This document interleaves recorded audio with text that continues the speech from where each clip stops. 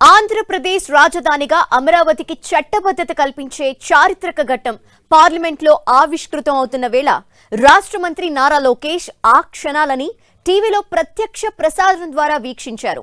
లోక్సభలో అమరావతి బిల్ ఆమోదం పొందిన వెంటనే ఆయన చప్పట్లు కొట్టి తన ఆనందాన్ని వ్యక్తం చేశారు.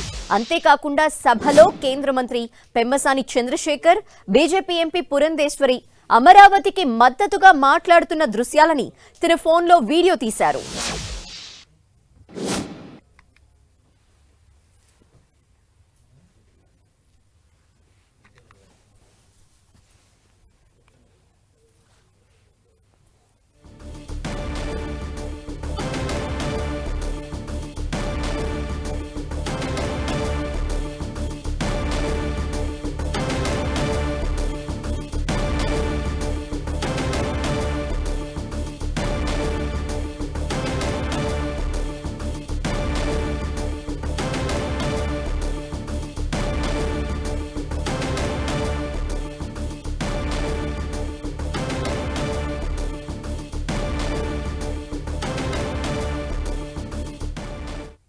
ఇక అమరావతి చట్టబద్ధత బిల్లు లోక్సభలో ఆమోదం పొందడం, అలాగే రాజ్యసభ ముందుకు కూడా వెళ్లబోతోంది. దీనికి సంబంధించి ఏపీలో పొలిటికల్ చర్చ ఏ విధంగా నడుస్తోందో డీటెయిల్స్ మా ప్రతినిధి రవిచంద్ అందిస్తారు. రవిచంద్.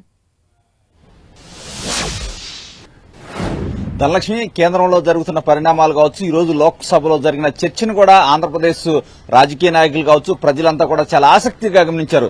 ఎందుకంటే 5 కోట్ల మంది ఆంధ్రులు ఎప్పుడెప్పుడా ఈ ప్రాసెస్ పూర్తవుతుందని చూస్తూ ఉన్నారు. ఈ నేపథ్యంలో ఆ ప్రాసెస్ ఈ రోజు లోక్సభలో రావడం, ఈ చర్చ జరిగిన నేపథ్యాన్ని కూడా ఆంధ్రప్రదేశ్ ప్రజలంతా కూడా గమనించారు. ముఖ్యంగా పెమ్మసాని చంద్రశేఖర్ కేంద్ర మంత్రి ప్రసంగం చాలా ఆకట్టుకుందని చెప్పుకోవడం, ఆంధ్రప్రదేశ్ లో కూడా అన్ని వర్గాల్లో కూడా ఇది చర్చ అయితే జరుగుతుంది. అదేవిధంగా నారా లోకేష్ కూడా ఇక్కడ ఉండి ఆయన టీవీ ద్వారా జరుగుతున్న చర్చను మొత్తం కూడా పరిశీలించారు. ముఖ్యమంత్రి చంద్రబాబు కూడా నెల్లూరు జిల్లా పర్యటనలో ఉన్నప్పటికీ కూడా అక్కడ కూడా ఎప్పుడెప్పుడు పార్లమెంట్ లో జరుగుతున్న పరిణామ క్రమాన్ని కూడా ఆయన తెలుసుకుంటున్నారు. ఎప్పుడైతే లోక్సభలో ఈ చర్చ పూర్తయి ఏదైతే బిల్లు లోక్సభలో పాస్ అయిందో వెంటనే ఆంధ్రప్రదేశ్ సంబంధించిన రాజకీయ నాయకులందరూ కూడా చాలా హర్షాతికేతాలు వ్యక్తం చేస్తున్నారు. అమరావతి రాజధాని రైతులు కూడా తమ కష్టాలు మర్చిపోయే రోజు ఈ రోజు ఆసన్నమైందని చెప్పి చాలా సంతోషం వ్యక్తం చేస్తున్నారు. ఎందుకంటే కూటమి ప్రభుత్వం వచ్చిన దగ్గర నుంచి కూడా ఆంధ్రప్రదేశ్ రాజధాని అమరావతికి చట్టబద్ధత గురించి ప్రయత్నిస్తూనే ఉంది. ఆ కళలో సాకారం అయ్యే రోజు ఈ రోజే వచ్చింది. రేపు రాజ్యసభలో కూడా ఆ బిల్లు పాస్ అయిన తర్వాత అఫీషియల్ గా రాష్ట్రపతి ఆమోదం వేసిన తర్వాత గజెట్ ప్రచురితం అవుతుంది. ఆ రోజు చాలా సెలబ్రేషన్ చేయాలని కూడా అందరూ ఉత్సాహంగా ఎదురు చూస్తున్నారు. ముఖ్యమంత్రి చంద్రబాబు కూడా నిన్ననే ఆ పార్టీ శ్రేణులందరూ కూడా రాష్ట్ర ప్రజలు కూడా విజ్ఞప్తి చేశారు.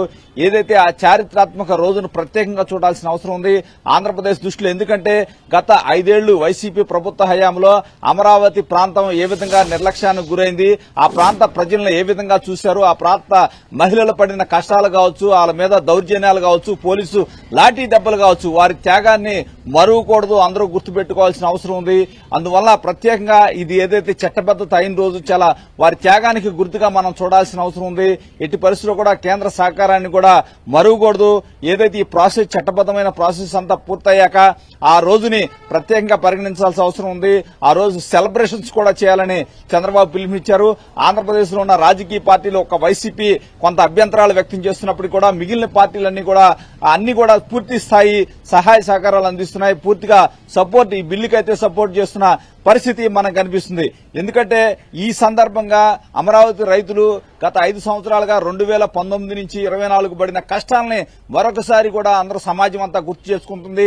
ఆనాడు జరిగిన ఘటనలు గుర్తు తెచ్చుకుని అంతా బాధపడుతున్న పరిస్థితి అయితే ఇక్కడ అమరావతి ప్రాంతంలో ఉంది. రైతులు కూడా తమ పడిన కష్టాలన్నీ కూడా మాయమయ్యాయి. ఈ రోజు కూటమి ప్రభుత్వం మా కష్టాలను గుర్తించింది, చట్టబద్ధత కల్పించింది. ఎందుకంటే భవిష్యత్తులో ఏదైనా అవాంతరాలు ఎదురైతే నష్టపోయేది రైతులు కాబట్టి రైతులకు భరోసా కల్పిస్తూ ఈ చట్టబద్ధ ప్రాసెస్ అయితే పూర్తయిందని చెప్పుకోవచ్చు. రేపు రాజ్యసభలో ఇది పూర్తయిన తర్వాత అఫీషియల్ గెజిట్ వస్తుంది. ఆ రోజు మాత్రం రాష్ట్రమంతా కూడా సంబరాలు చేసే విధంగా కూడా కూటమి ప్రభుత్వం కావచ్చు, కూటమి నేతలు కార్యకర్తలంతా సన్నాహాలు అయితే చేసుకుంటూ ఉన్నారు. లక్ష్మి, థాంక్యూ రవిచంద్.